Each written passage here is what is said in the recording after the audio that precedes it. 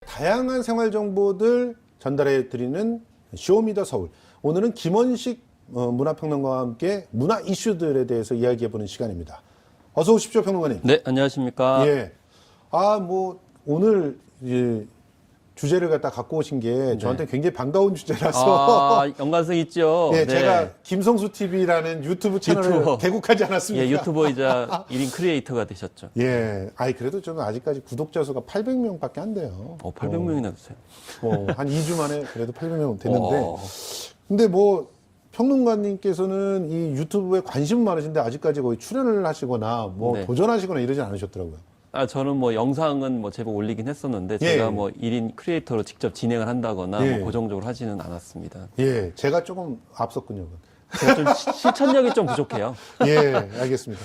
그런데 저는 진짜 유튜브 세상에 들어오면서 너무 재밌다라는 그런 생각이 들면서. 들어가면서 들어오지 않았을 때와 다른 세계를 경험하신 거군요. 직접 제가 만들어 보니까 이게 유튜브의 세상이 너무나 새롭고 신기한 거예요. 그리고 특히 이제 흥미있는 그 유튜브들이 많아서 요즘에 계속 괜찮은 유튜브들은 골라다니면서 구독을 하고 있는데요.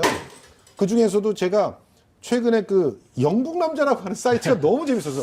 조씨. 예, 조씨. 이 친구 사이트가 너무 재밌더라고요. 제가 그런 프로그램 좋아하거든요. 어서와 한국은 처음이지. 이런 프로그램 좋아하는데. 그럼 방송 프로그램이죠. 이 영국 남자 조씨에서 그 알리샤의 주인공을 알리타죠. 알리타의 주인공 와가지고 먹방하는 걸 봤는데 너무 재밌었어요. 요즘 이렇게 외국인 유튜브들이 정말 많이 뜨나 봐요. 한국에 사는 외국인 유튜버들이죠.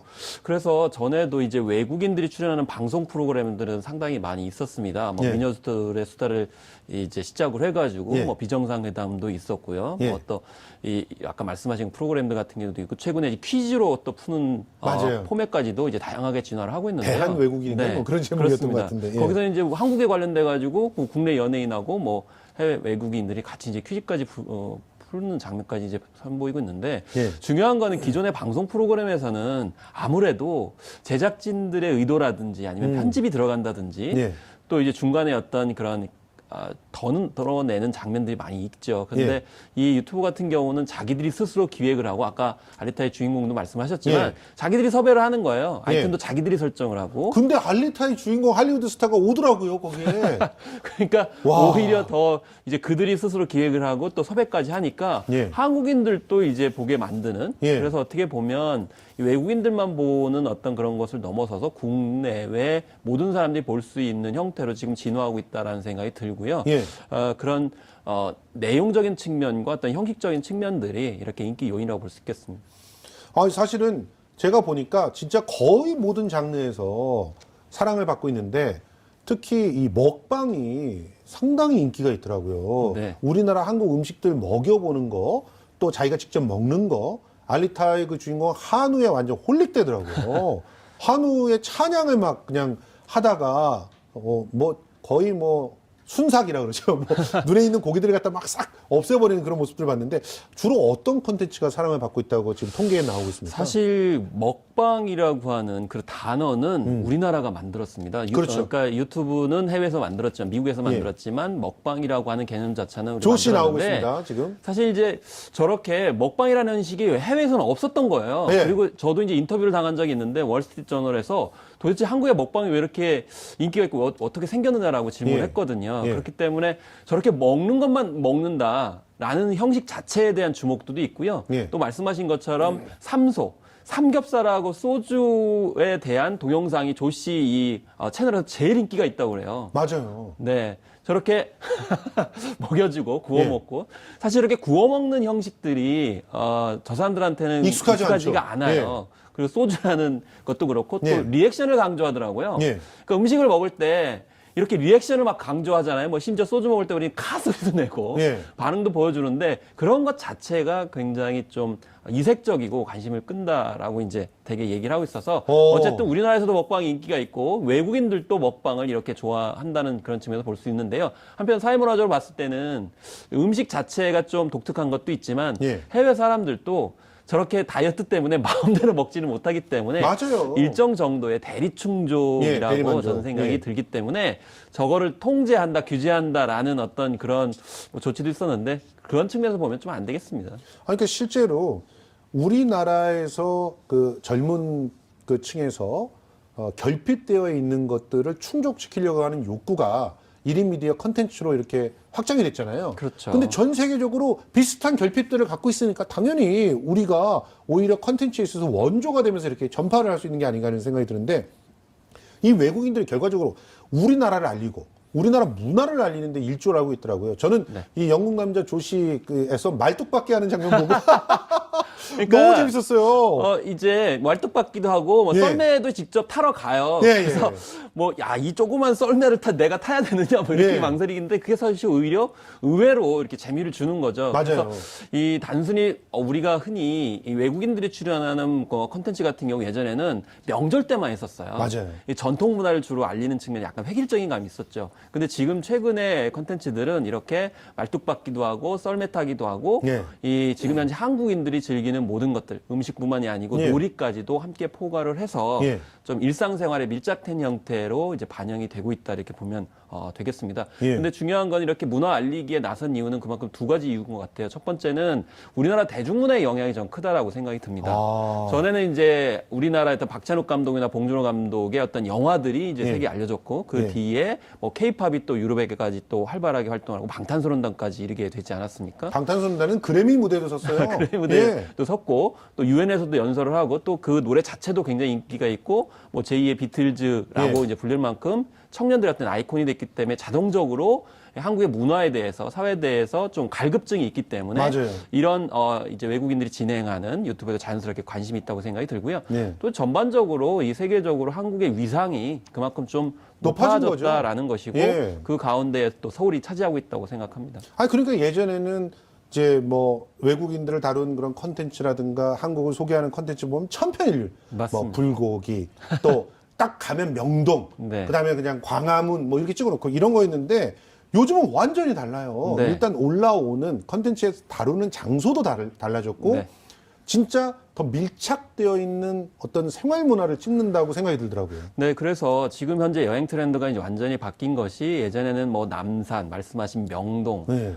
기껏했던 한강, 예. 뭐 이 정도였었죠. 또 최근에는 이제 북촌이라든지 인사동도 예. 이제 단골로 한옥 나왔었는데, 뭐 이렇게. 근데 지금의 트렌드는 젊은 층들을 중심으로 해서 한국인들이 직접적으로 일상생활을 즐기는 곳으로 가는 것이 네. 일반 트렌드로 바뀐 거죠. 예. 그래서 뭐 홍대 같은 경우는 이미 외국인들이 당연히 이제 가는 곳이 됐고요. 예. 뭐 놀이동산 같은 경우도 그렇고 예. 또 실제로 온천 스파 같은 경우에도 한국인들이 많이 가게 되는데 예. 거기서 뛰어든다든지 예. 또 이제 카오루 같은 경우에는 최근에 부산 영도에 이 해녀마을을 찾아갔어요. 원조 해녀마을이라고. 해녀마을. 네. 예. 그래서 그거는 사실 외국인들한테 잘 알려지지 않고 방송에도 잘 안 나온 것이고 심지어는 한국인도 잘 모르는 곳인데 아니 실제로는요. 그것을 찾아가죠. 우리나라에서 이 해녀 문화라고 하는 것을 일본이 자꾸 가로채가려고 하는 것을 네. 거기에 대응해가지고 여러 가지 준비를 하고 있었잖아요. 그런데 네. 이런 식으로 카오루 같은 친구가 더군다나 일본 친구가 예, 한국의 음식도 소개해주고 예, 여기가 해녀의 원조다. 네. 이렇게 해버리면은 그냥 그걸로 이미 네. 전 세계적으로는 이제 게임이 끝나는 거 그렇습니다. 아니에요? 그래서 이제 이게 무슨 전략이나 뭐 이런 것이 아니고 그게 진실이기 때문에 예. 사실 일본인 중에도 정말 객관적이고 합리적으로 이렇게 진실을 알려주는 분들이 많이 있거든요. 이제 예. 그런 분들 중에 한 분이 또 카오루가 이게 한국 음식 또 역사 뭐 일상적인 문화까지도 이제 올바르게 전달해주고 있기 때문에 예. 그런 점에서 앞으로 이런 외국인 유튜버 예. 진행자들의 역할이 앞으로 더 커지고 중요해지겠다라는 예. 생각이 들 수밖에 없습니다. 그냥 공무원들이 뭐 생각하고 책상에서 뭐 만들지 말고 유튜브 보시면서 괜찮은 그런 영향력이 있는 유튜버들을 차라리 섭외해서 네. 뭔가 컨텐츠를 같이 만드는 게 더 좋을 것 같아요. 그리고 확실히 이런 분들의 그 컨텐츠들 때문에 많은 외국인들이 한국에 대해서 궁금해하고 오려고 하는 그런 모습들이 포착이 되더라고요. 네. 실제로 그 알리타 먹방 있지 않습니까? 네네. 거기 밑에 댓글들 보니까 저기 레스토랑 가고 싶다. 네. 저 한우를 막 먹고 싶다. 저런 건 미국에서 맛볼 수 없다. 이런 식의 막 댓글들이 달려요. 그래서 이 SNS의 기본적인 뭐랄까요, 코드는 신뢰예요. 신뢰는 결과적으로 이 어디 뭐 기업이라든지 어떤 기관에서 의도적으로 하는 것이 아니고 자기들이 스스로 정말 옳고 바람직하고 좋기 때문에 저것을 이제 다룬다라고 이제 생각이 들기 때문에 그래서 외국인들 입장에서 봤을 때도 자기와 비슷한 사람들이 가가지고 실제로 자기 좋다는 것을 가감없이 얘기를 하기 때문에 신뢰가 쌓이게 되는 거죠. 그렇죠. 그래서 어떤 개입도 없이 자연스럽게 호흡스럽게 당연히 이 신뢰성이 높아지고 한국을 방문해서 거기에 소개된 내용들을 체험하고 싶다라는 생각이 들기 때문에 앞으로 이제 이런 유튜버들 외국인들의 역할이 커질 수밖에 없죠. 그러니까 관광 코스로 아예 유튜버 체험 코스 뭐 이래가지고 한번 짜보는 것도 굉장히 재밌을 것 같습니다. 서울시에서도요, 서울의 주요 행사라든가 맛집을 이제 유튜브 등을 통해서 소개하는 그런 온라인 서울 관광 방송국 이걸 준비하고 있잖아요. 그렇습니다. 근데 이제 여기서 한 외국인 1,350만 명 정도를 앞으로 유치하겠다 이렇게 밝혔어요. 네. 그럼 이제 기존에는 주로 좀 약간 천편일률적인 방식으로 외국인들을 유입시켰는데 이제는 이번 시간에 얘기했던 유튜버들을 통해 가지고 자연스럽게 이끄는 방법들을 이런 온라인 서울 관광 방송국에 했으면 좋겠다는 생각이 들어요. 네. 그래서 앞서서 이제 몇 가지 뭐 코스를 얘기하기는 말씀드리긴 했지만 좀 많이 부족해요. 맞아요. 그렇기 때문에 이것을 기존에 아까 이제 기획 어떻게 할 거냐 이제 말씀을 하셨는데 유튜브나 이쪽 방송에 참여하는 외국인들을 대상으로 같이 협업을 해서 코스를 뭐 20개, 30개 계속 발굴하는 것이 굉장히 중요할 거라는 생각이 듭니다. 그리고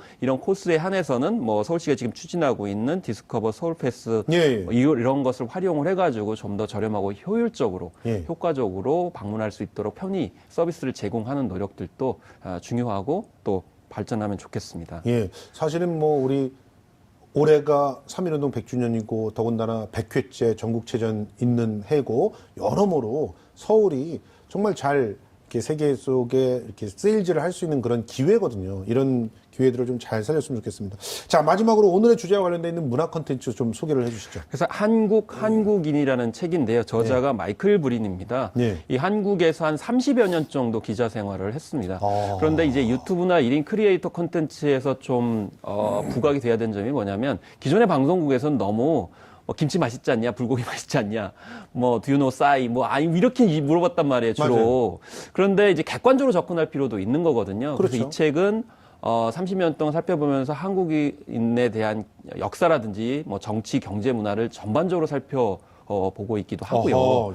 또 객관적 균형성을 가지고 있다는 점이에요. 그래서 앞으로 이런 책들을 혹은 이런 콘텐츠들이 좀 더 많이 확산될수록 더 많이 온다는 거죠. 왜냐하면 고칠 건 고쳐야 되거든요. 그렇죠. 보강할 걸 보강하고 그렇게 할 때 훨씬 더 외국인들이 편하게 방문할 수 있는 나라가 되기 때문에 그런 객관성과 균형적 관점에서 이 한국인이라는 책을 좀 한번 봤으면 좋겠습니다. 아니 그런데 솔직히 말하면은 일본을 그렇게 다룬 책이라든가 중국을 그렇게 다룬 책들은 굉장히 많잖아요. 또 세계 시장에서 이런 그 컨텐츠들이 책으로 또 다양한 어떤 그 기획으로 팔리고 있고.